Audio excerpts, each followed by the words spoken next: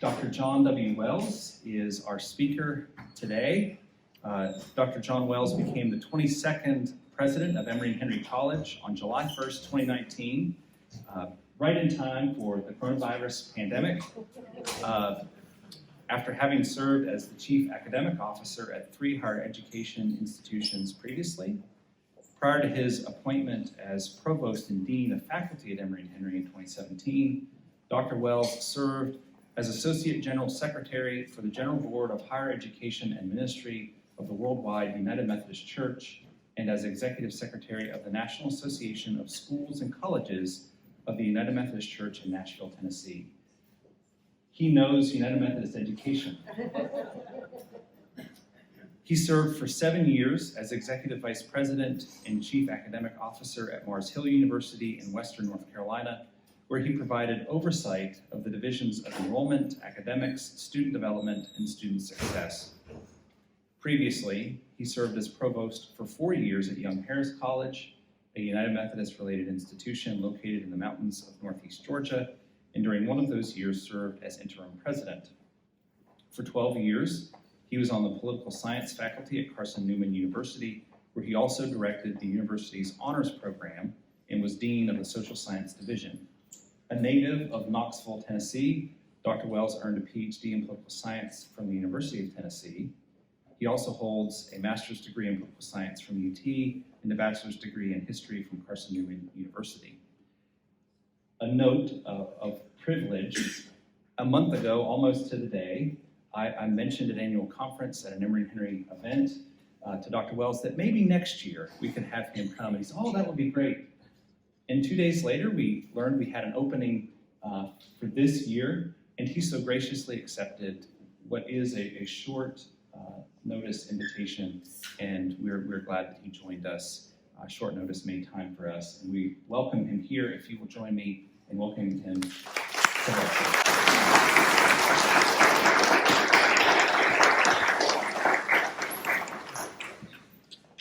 Tim, thank you so much, and thank you for the opportunity to be here.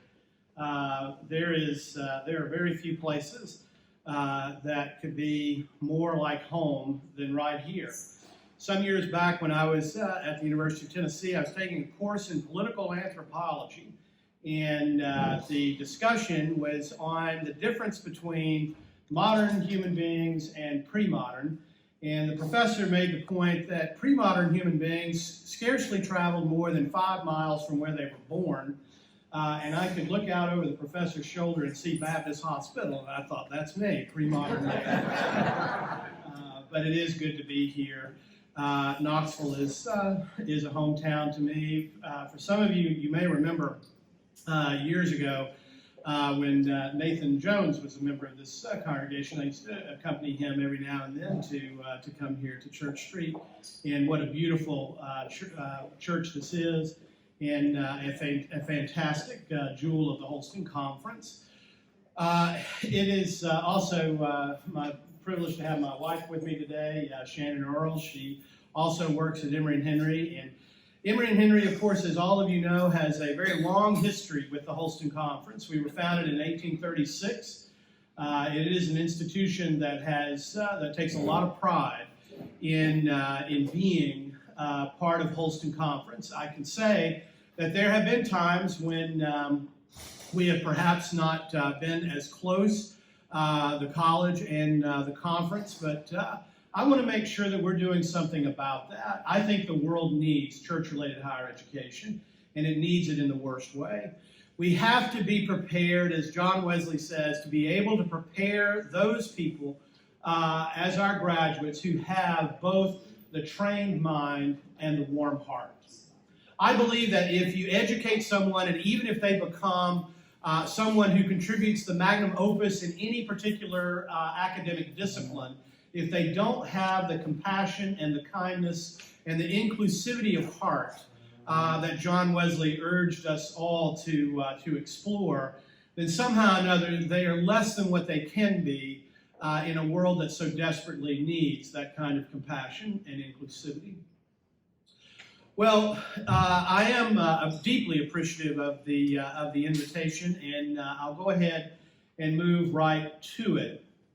Some years back, when I was still a faculty member at Carson Newman, I was allowed to teach on the London term and taught classes at Imperial College for the term, and had a great time in London. And while I was there, I decided to pick a church, and so I picked a church that was closest to where I was staying there in Earl's Court.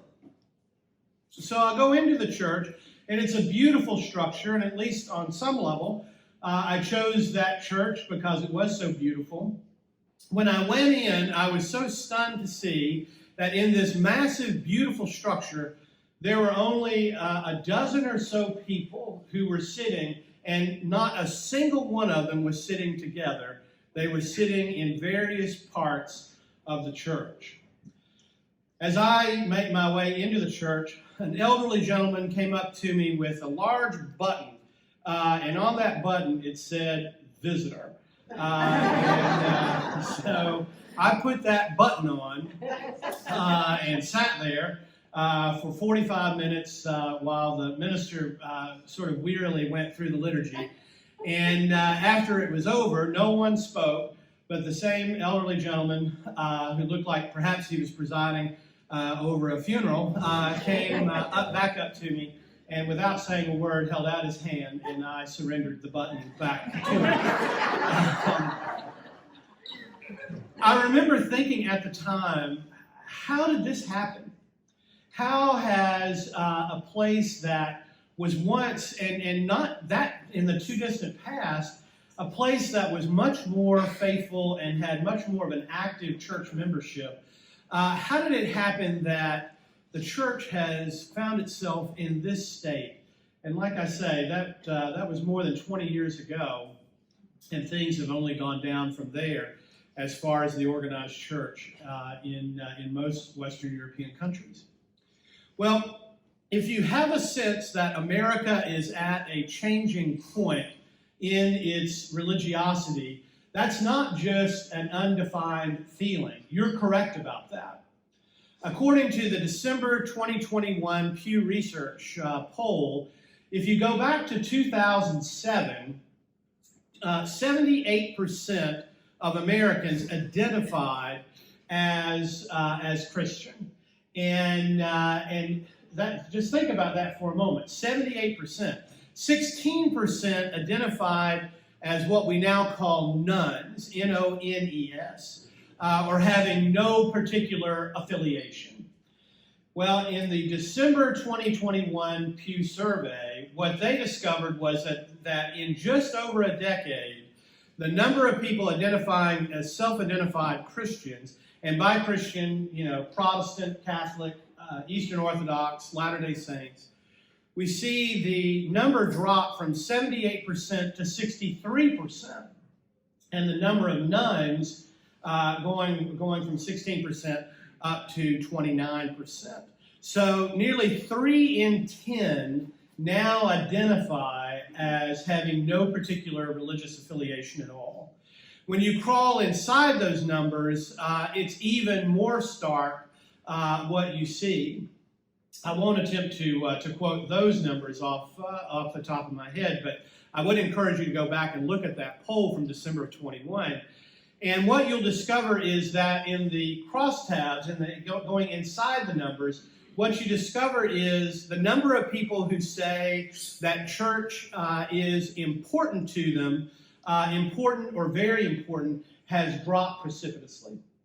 The number of people who say they pray daily has dropped precipitously, even in those numbers of 63% who still identify as some version of Christian faith.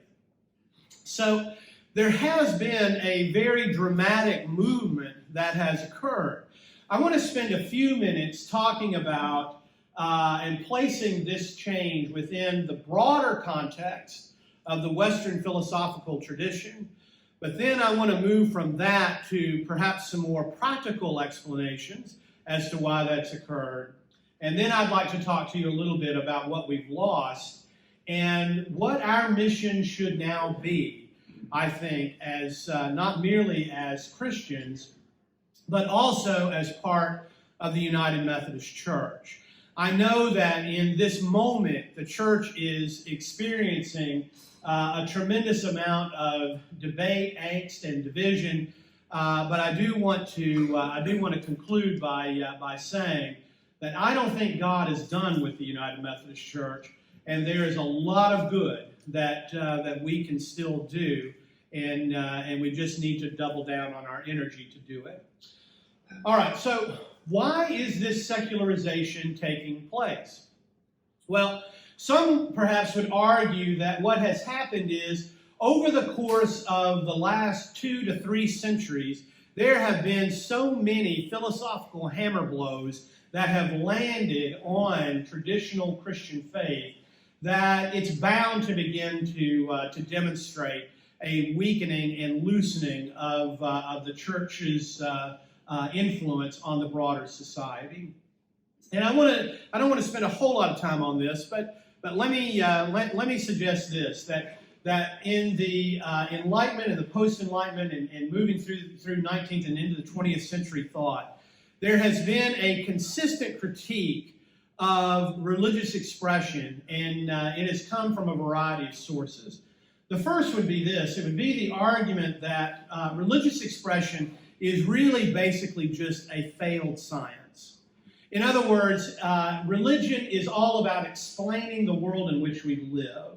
And as we've gotten better explanations by benefit of science, religion has shrunk. If you go back to the early 1890s, James George Frazer wrote a book called The Golden Bough. And in that book, which is a very key book in the philosophy of religion, and has cast a long shadow over 20th century religious thought, he made the argument that basically human beings used religion as a means of explaining and understanding the world in which they live. And then they created a whole host of orthodoxies, of liturgy, of various daily pieties to exchange with one another. And that these things together were designed to be able to appeal to God, to explain things and control things. So by benefit of our piety and our religious expression, maybe it rains on our crops. Maybe whatever disease or plague passes over our family if we are righteous and holy enough. It's just merely this idea that religion has that ability to allow us to have at least some modicum of control over the world. The argument that has been raised is that as we have developed other ways of understanding the world and organizing our understanding, religion has taken on less of a necessary role. As medical science has improved, as the various social sciences have allowed us to make changes in society that have been for the good, as everything from public health to psychology have allowed us to live better and healthier lives, the role and need for religion has begun to really abate. So is the argument, and the argument also would go and say, whereas we thought that history was merely the unfolding of the will of God, perhaps history is actually driven along by what one author referred to as the blind watchmaker, the idea of Darwinian evolution, that as you go along, the real driver is biological evolution, and as we have gained some understanding of that, it's necessarily had a secularizing effect. That's been one very popular approach to explaining the decline of religion, first in Europe and now in America. Another argument that really comes out of the secular impulse of Western philosophy is the idea that actually religion has lost its grip on the collective imagination because it has been exposed for what it is.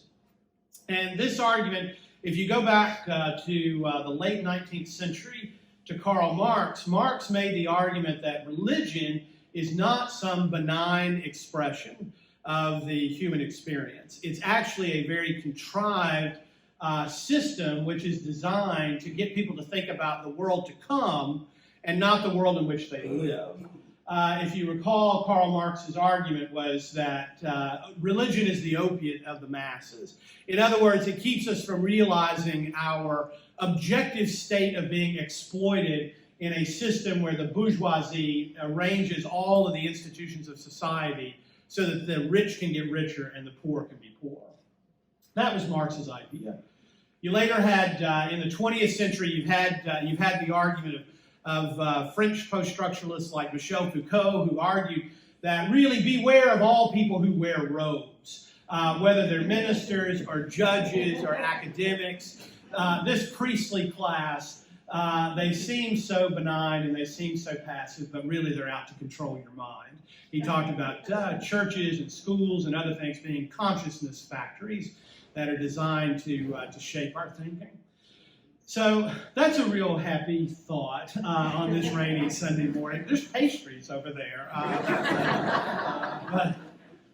but that is another strain. And finally, I don't want to go down this road too much, but finally there was another kind of broad impulse, and that's the idea that religion really offers something of an existential balm. Something that really is kind of a medicinal kind of thing for us to kind of deal with the reality, the stark realities of an empty universe. And probably the best known thinker in this particular critique of religion would be Sigmund Freud. You know, in his Future of an Illusion, what he talks about is that basically human beings don't want to be alone. We don't want to die. And we want to be understood and accepted. Well, it just so happens that in Western religious expression of Christianity, God is always with us. You're going to live forever, and He's for you and loves you. In other words, what Freud is saying is, what a coincidence it is that the deepest needs that we have are somehow met by religion, and he makes the argument that basically it's wish fulfillment. All those things that we need, we basically create this sort of benign Santa Claus in the sky, and that person's there to help us. Well, that's the philosophical critique. That's been knocking around in academic circles for a couple of centuries, and you can see how many people who are in academic settings who have been exposed to this manner of thinking. And I do want to be clear. I think we need to read these folks. We need to be exposed to them. We need to actually even run the very risky task of being persuaded by them. I don't believe that higher education should be about, and Christian higher education in particular, it shouldn't be about taking people into a wax museum where you have these dead ideas that are easily dispatched foils for Christianity. We have to deal with these ideas. We have to deal with them. We have to contend with them. And we have to have them as part of our faith journey, it seems to me, in order to really engage them. There's nothing to be gained from merely dismissing thinkers that we disagree with. Our country, in some ways, has really arrived at a moment where we're too dismissive of one another and dismissive of ideas that we don't like. We have to contend, and we have to really engage those ideas. So that's kind of the philosophical critique. There are more practical explanations, however, that have really begun to emerge over the course of the last half century or so. And one of them really takes into account the fact that Europe seemed to have secularized quickly. If you look at church attendance in the 1930s, there had been in Europe a slow decline in many European countries away from state-sponsored churches. So the Catholic Church in France, the Lutheran Church in Germany and Scandinavia, the Anglican Church in Britain, they had begun to experience sort of incremental declines and slow erosions in church membership. But as it relates specifically to the United Kingdom and the visit to that Anglican church that I made 25 years ago, there seems to have been a slow decline after World War II. Church attendance was clearly on a marked trajectory in the 1950s, but 1964 really seems to be the year when church attendance in Britain really stops doing this slow slant down, and it really starts doing this, and really has a very significant decline. So about that time in 1964, I think that's all we need. It's proof the Beatles did this to us. This is kind of where that began. So the question becomes, why did it happen then? There's two big theories that have been out there for that. One is the idea that really the idea of a personal God became more problematic after World War II. You know, I had a colleague one time who came into work, and he told me that he had sold his house in one day. And I told him, I said, well, congratulations, that's great. How'd you manage to do that? And he said, well, God is a good real estate agent.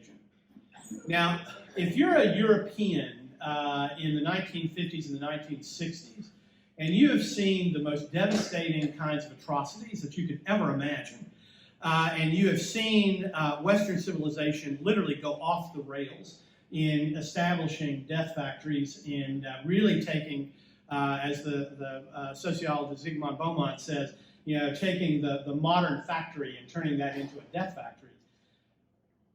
And you think, you know, well, you know, God is selling your house, but somehow between 1939 and 1945 took a breather.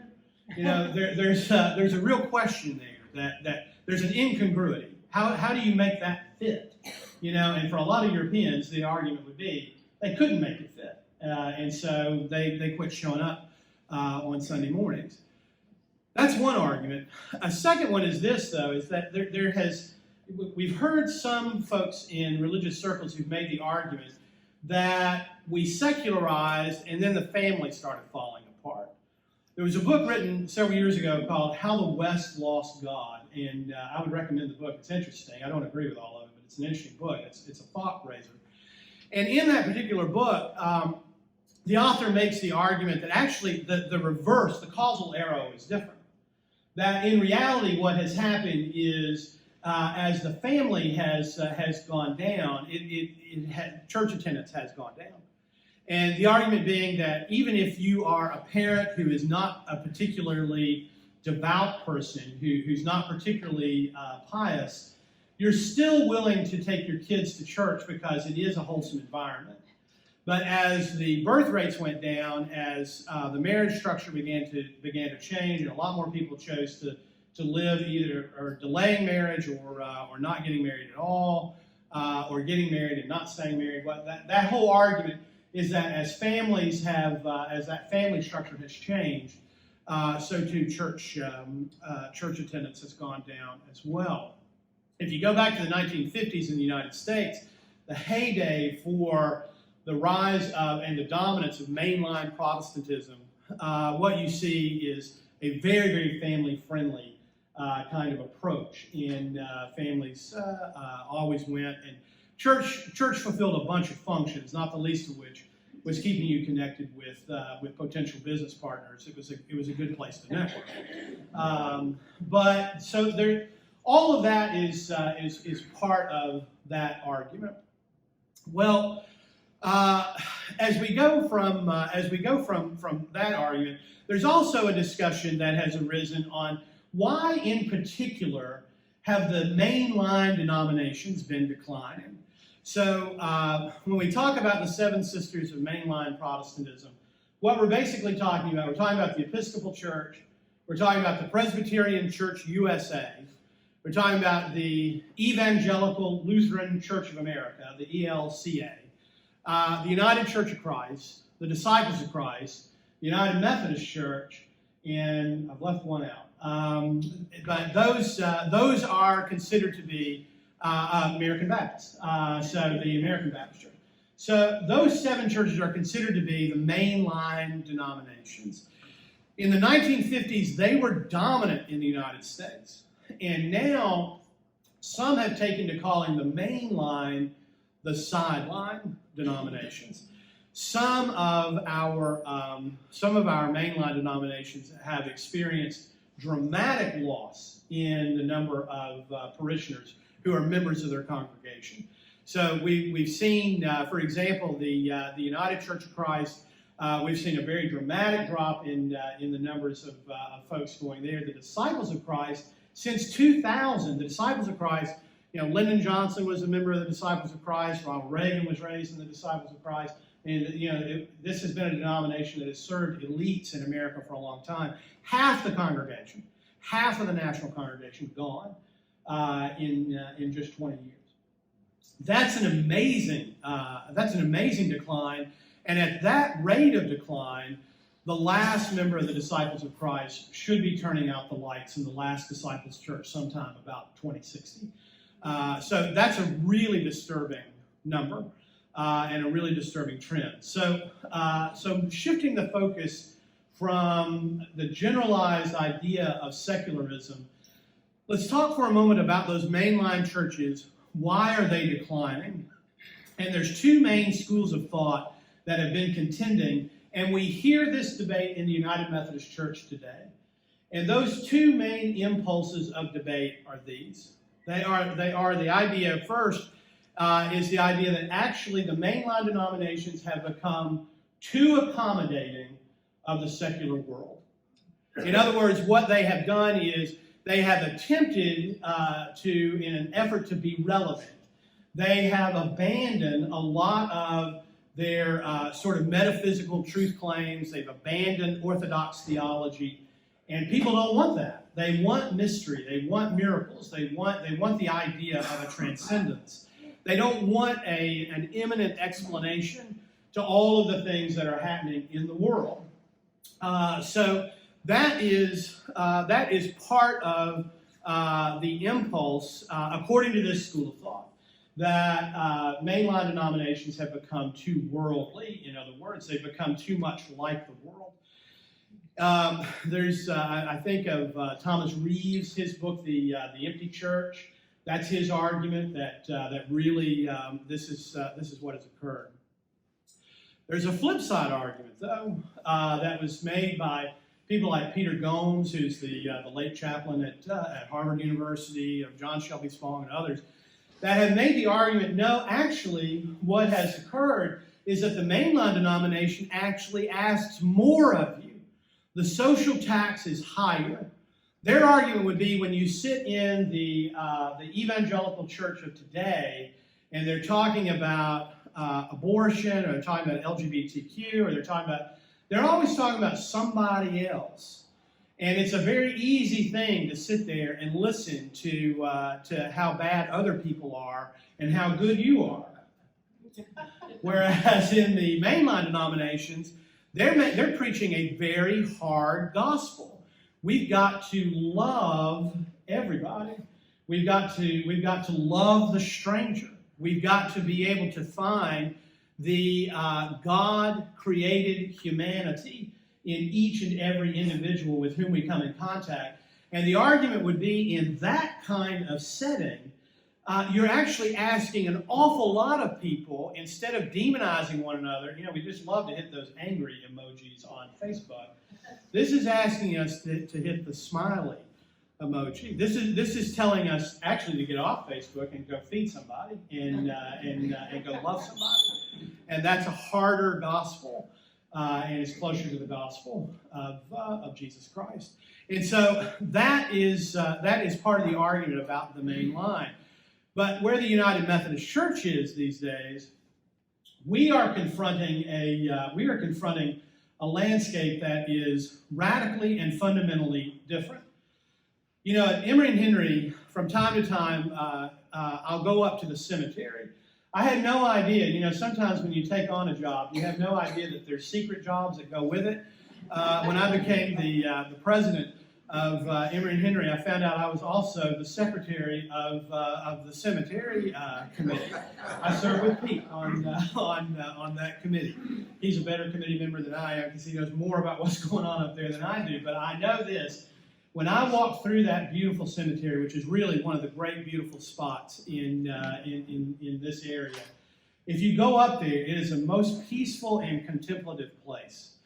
And when I walk through that cemetery, so many of the ministers that I knew as a kid My father was a United Methodist minister. My mother and father both met at Candler School of Theology. When the male to female ratio was about 10 to 1, male to female, and Dad still was able to get together with Mom. God is indeed gracious. But anyway, but I know all those people. You know, I know those people. I know people who knew my father. I know. I feel so connected in the United Methodist connection. The United Methodist College presidents get together every year. We just came back from Chicago and met with many of the members of the Bishop's Council. And there's so many of us that are trying to find a way to hold together in the United Methodist connection, because it's been such a force for good in the world. And so it is kind of a heartbreaking thing. But I got to tell you, it's not that misery loves company, but I can tell you that so many of the other denominations, the mainline denominations, have experienced what we're experiencing. They've gone through it as well. The ECLA, the Evangelical ELCA, the Evangelical Lutheran Church of America, they went through a painful process where they lost nearly 1 million members, going through and some of the same issues that are dividing those denominations.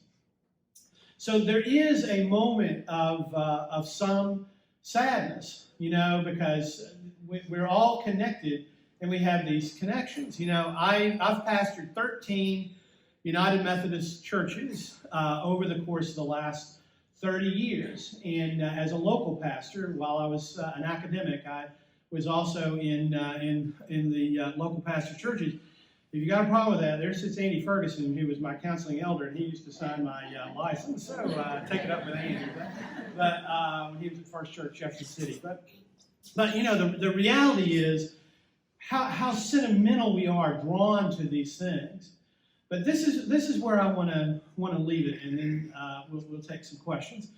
But I want to take us to this moment. What do we lose in a secular world, and what is our opportunity as United Methodists? First, let me say this about what we lose in a secular world. I don't want you going out of here with only those arguments and ideas that I have been expounding on that have been the backdrop of secularism in the West. First, let me say this. We live in a marketing-drenched culture. Right? I mean, everything seems to be about the cash nexus. How do I get other people to buy my product, and how are other people getting me to buy their product? And even on social media, you know, as they say, if you can't figure out what the product is on a particular social media site, you're the product. They're selling your name and your information. Everything seems to be geared toward this very instrumental cash nexus. What do we lose when we lose this sense that the world is an ordered place, and that there is actually a profound and tremendous compassion and love that actually undergirds a world that is becoming increasingly harsh and brash in its criticisms of one another? I would suggest that actually we lose a tremendous amount when we lose the potential of religious language, of theological language, to help us see the sacred worth and value in each and every other human being.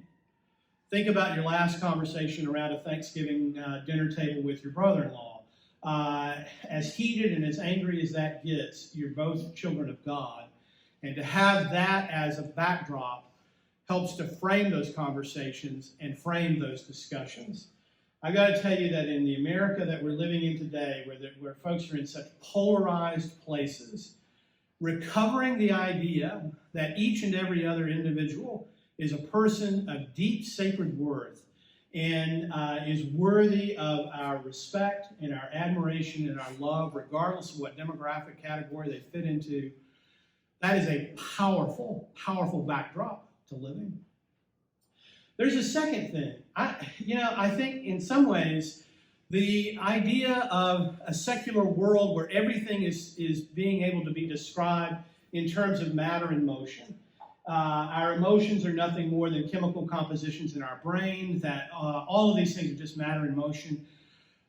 What a dark and empty world that is. Now, I mean, is that necessarily a scientific argument to begin with? No.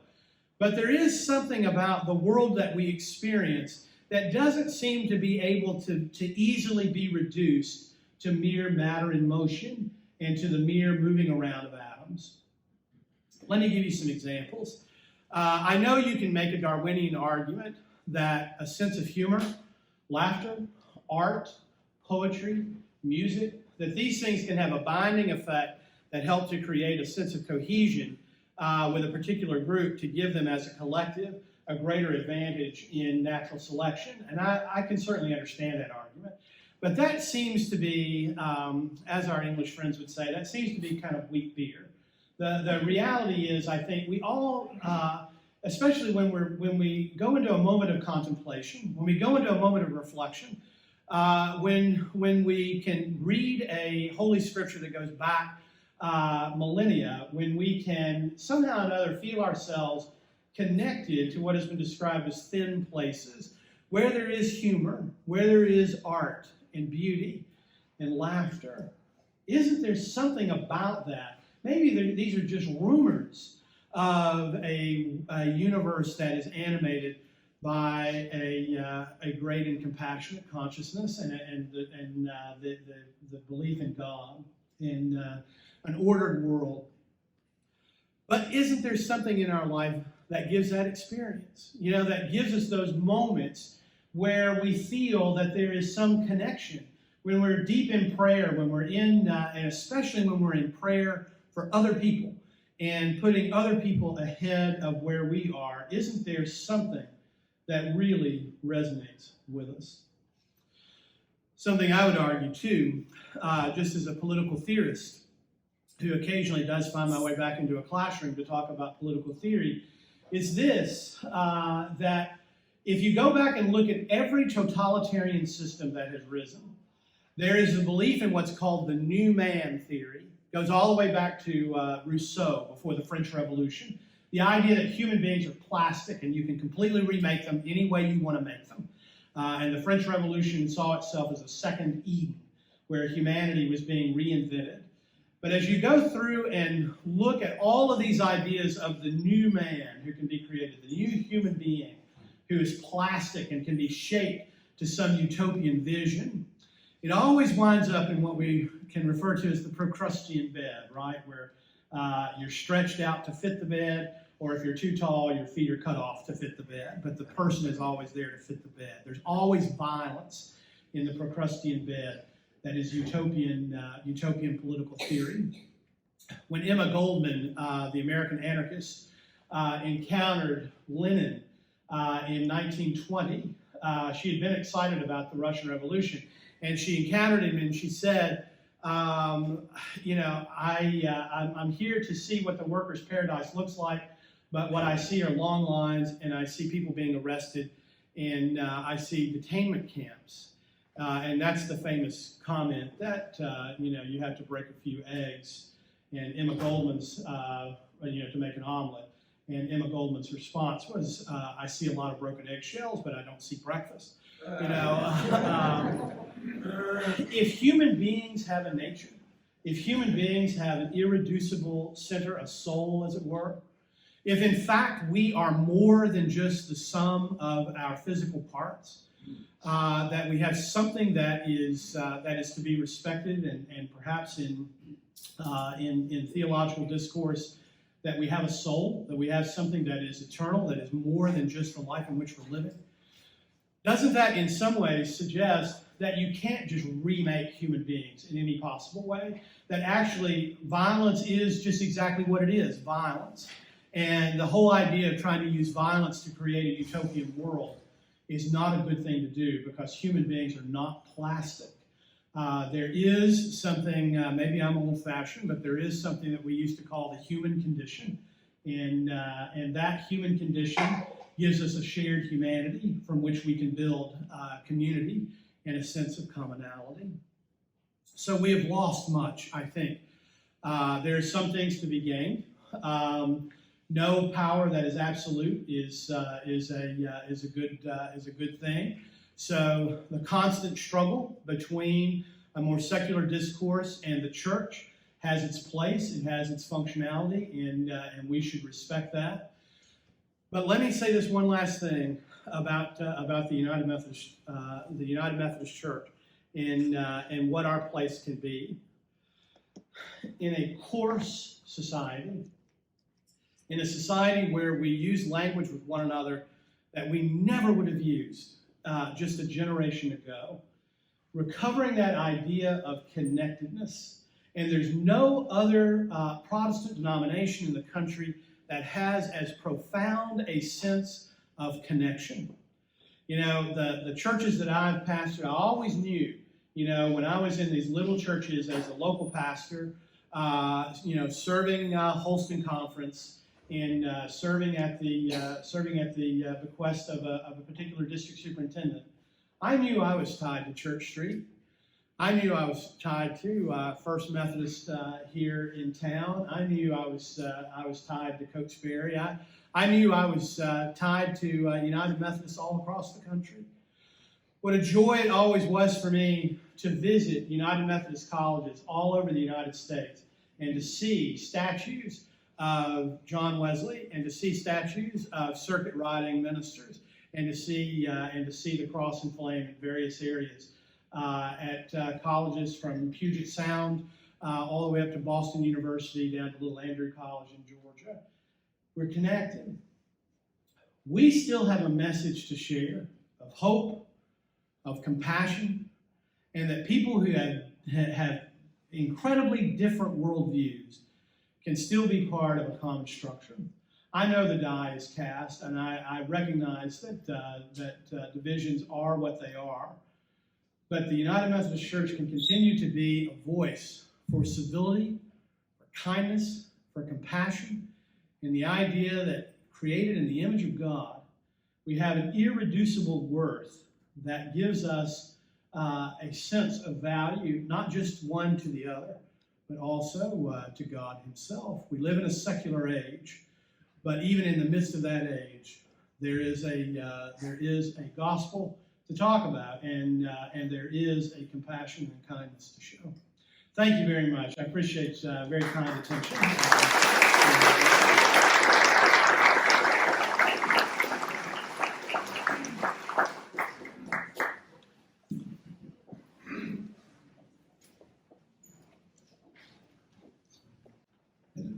Okay, it's on. Well, thank you again, Dr. Wells. You have given us much to think about. We're going to open it up to Q&A here momentarily.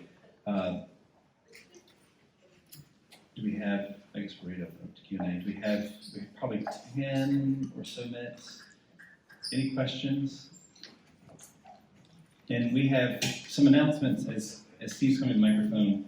This presentation and next week's are being recorded. We hope once the link is available that you'll share that link. Most likely tomorrow is the plan with anyone who may be interested and may not be able to be here.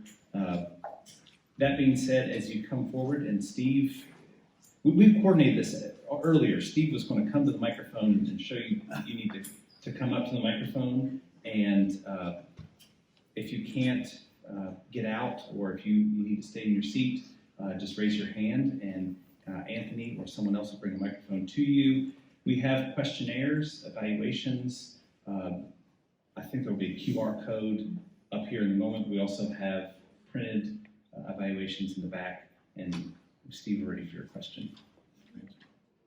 Thank you. Incredibly informative. Thank you. The three philosophical points of view you started with, those were really relevant. What would you say are the counterpoints to those? Well, it's a good question. I mean, I think I would argue that that really we shouldn't be afraid of this whole idea, or we should reject this idea that, you know, as long as we have different scientific explanations, that will get us, and the more science that we have, the smaller the piece of the pie that religion has. I guess I go to a kind of Christian humanism. I mean, I think that human beings are predictable perhaps in aggregated statistics, but I'm a Methodist. I'm an Arminian kind of guy. We have free will. We're making decisions. We're making choices. And I would ask people, don't you feel like it's a subjective kind of thing? Don't you feel like you're making choices? And if you feel like you're making choices, what's to say you're not? Even if you're making them in a statistically relevant pattern, I would say that. And then I would go back to that idea of art and beauty and poetry. What is the real reason for those things to exist? I mean, aren't there better ways to create group cohesion to get you through natural selection than those? Why did those emerge? Because that seems to be where the joy is. And in some ways, when we're talking about compassion even for the stranger, when we're talking about reflection, when we're talking about poetry, when we're talking about music and these other kinds of things, we're kind of going beyond rationality. And yet somehow it's when we do that we feel the most human. Why is that? I would ask people that question. And then there's also, Freud would say it's the subconscious, but and maybe that's an explanation, but he's also a priest. You can't put a subconscious under a microscope.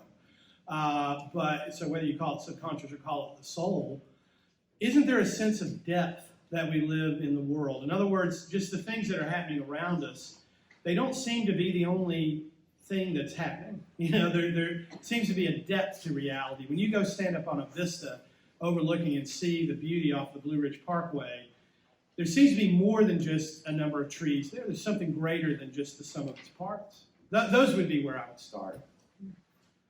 But, where they all lead back to, though, is faith. They all lead back to faith. I've got a question about what survey research is telling us about religion.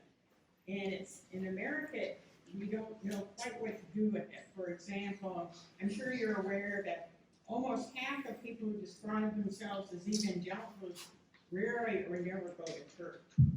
On the other hand, you have lots of young people who proclaim they never go to church, they call themselves nuns, but they say they pray regularly. So I don't tend to be as pessimistic as many are about the secularization of society, and I wonder how you feel about that.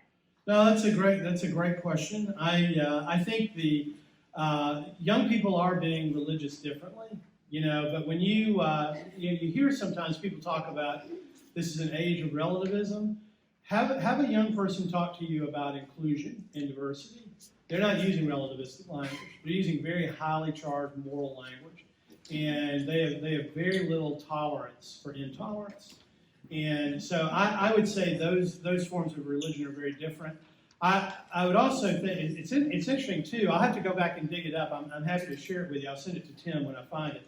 There was one survey actually last year that showed that for the first time in a long time, mainline church attendance was up versus our evangelical brethren and sisters. And the argument would be that in a time where there's so much coarseness and so much anger, who wants to sit in a church service and hear that anger and coarseness? Now it's just described in theological terms, but it's still the same negative energy. In the main line, where there's an emphasis on love and compassion, that's where I think we have an opportunity. Because people are they get weary being mad all the time. I know I do. I'm a political scientist who doesn't really watch a lot of news anymore. I'm tired of being mad. I don't want to be mad. I want to be helpful.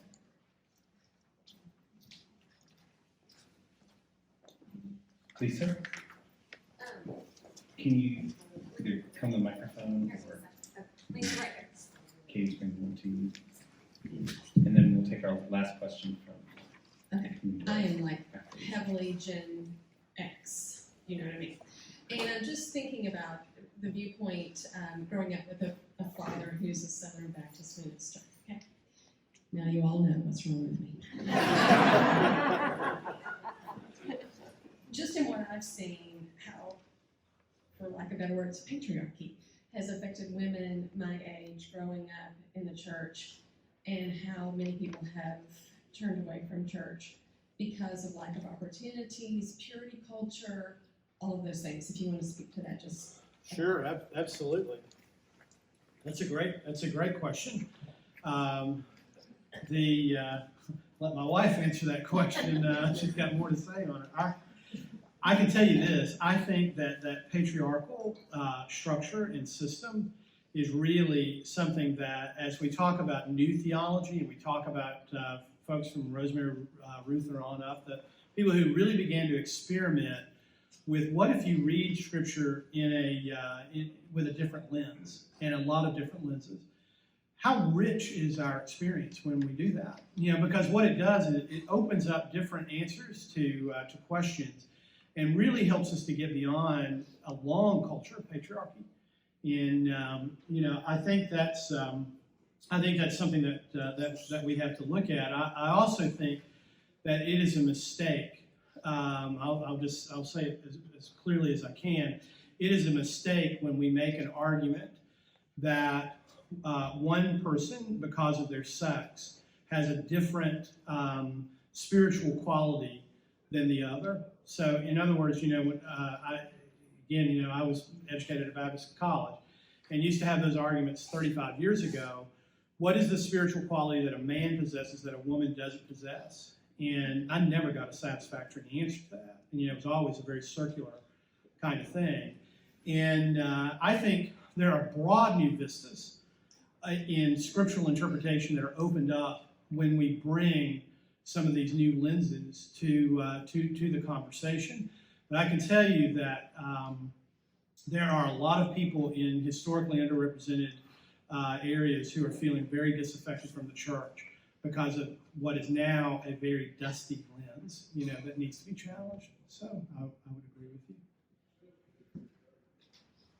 Wells, do you perceive that the Methodist Church, or the church in general, has a means to influence the extreme polarization that has come about during the last few years? And if so, what do you think the church can do? I do. I think that's a great question. I think these questions are all really, really good. I think the fact of the matter is, if you look back in history, the last time the Methodist Church split, a decade before the Civil War, when the Methodist Church as a national institution split, we started shooting each other in a decade. And I don't want to overstate that. But the United Methodist Church has had a unique ability to not just bind together churches in the United States, but we're a worldwide church.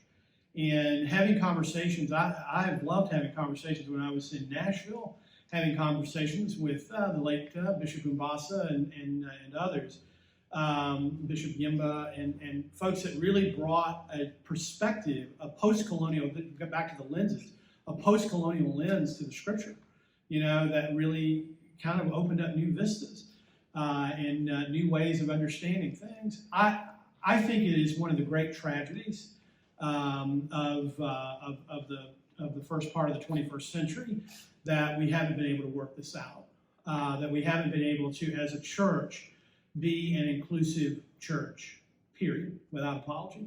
And I'm sorry that we have arrived at this moment. But I can tell you this: I do still believe that because the Methodist Church, even all of its various fractions now, we do have something that a lot of more evangelical expressions of Christianity don't have as much of, and that is an educated clergy. And that educated clergy is able to help interpret a text. They help people to see commonalities as well as valuable differences, and they have the ability to speak in a calming, civil way if they'll do it. And so many of our clergy are doing that. I think we can also be a force to remind people, because we're in all 50 states. We have the ability to remind people that you can't just say created in the image of God and then walk away. We're implicated in each other's lives. We're implicated in each other's outcomes. And those kinds of sermons from the pulpit, I'm just gonna trust the great traditions of the church, that those kinds of prophetic words, that our fate is bound together, and that we have to love one another, that when those words are put out, they won't come back void. So there's a faith answer to that, but also the very practical reality that most of the mainline in the United Methodists have not allowed their theology to become so overly politicized. And I think that's a good and healthy thing, and Thomas Jefferson would be very happy about that. I think that's a great place to end our Q&A, and I want to invite Catherine to come up and say some final words. Thank you. I think you can take it from the.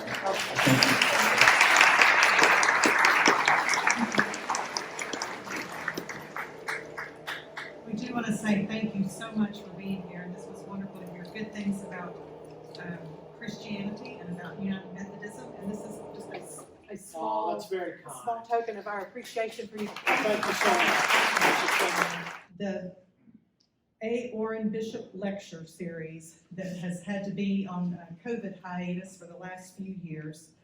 If you are new to Church Street, just want to let you know that we are very grateful as a congregation to the Bishop family and our church for the A. Orrin Bishop Lecture Series that has invited scholars to Church Street, that educated clergy and laity, to provide engaging and deeply meaningful discussions for us, the members, and as well as those in our community. The endowment has underwritten more than 30 lectures since it began, including speakers such as Fred Craddock, Ellen Davis, Stanley Hauerwas, Bishops Kenneth Carter and Bishop Ken Carter. You always have to make that consonant distinction. So after 2 years now, I am excited to announce that the Bishop Lecture will be presented here in person in the nave on Sunday night, October 2nd at 6:00 p.m. with Dr. Kate Bowler of Duke University. Dr. Bowler is the author of Blessed, A History of the American Prosperity Gospel, and you perhaps heard of her other recent books, Everything Happens for a Reason and Other Lies I Have Loved, and No Cure for Being Human. So this will be a ticketed event, even though it is a free event. That will help us with seating. We expect a good crowd, so you can scan that QR code to reserve your tickets, or you can always call the church office. So we look forward to that event in October. And so thank you to the Bishop family for that gift. Thank you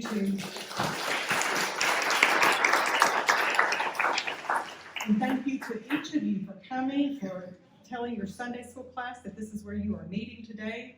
We have some visitors from our community here. I hope you'll take a moment to look around and say good morning and shake hands with people that you don't normally see.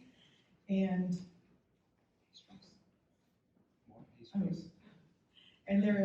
there are more pastries and coffee. And you have it's 10:30, so you have time to do that before you come to the 11 o'clock service. So I'll see you there as well. Thank you so much. Thank you so much.